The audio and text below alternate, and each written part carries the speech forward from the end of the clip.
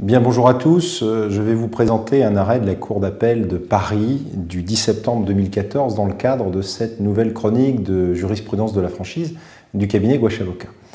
Il s'agit d'un sujet d'information précontractuelle. Dans cette espèce, le franchisé faisait grief au franchiseur de n'avoir pu s'engager en toute connaissance de cause. Le premier grief qu'il adressait était celui de l'ancienneté de l'état de marché, qui datait d'il y a plus de 3 ans.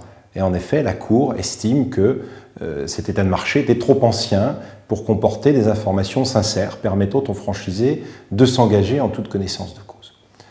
Le deuxième grief qui est fait porte sur l'absence de mention spécifique dans le DIP de la liquidation judiciaire du pilote, survenue 2 ans avant la délivrance du DIP. Elle porte également sur l'absence de mention de la liquidation judiciaire personnelle et de l'interdiction de gérer qui frappait antérieurement le dirigeant de ce réseau de franchise.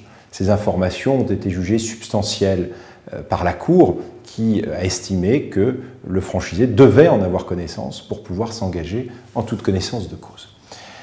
Ensuite, le franchiseur avait communiqué des comptes prévisionnels au franchisé.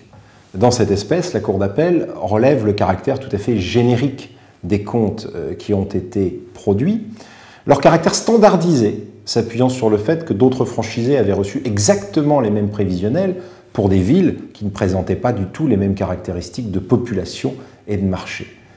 Elle en a déduit que ces prévisionnels n'étaient pas sérieux et circonstanciés. Rappelons que le franchiseur n'est pas tenu de communiquer en compte prévisionnel, mais que s'il le fait, et cette pratique est fort dangereuse, eh bien, le prévisionnel qu'il communique doit être sérieux, reposer sur des bases avérées, et donc pouvoir être défendu par rapport aux réalisations passées du réseau.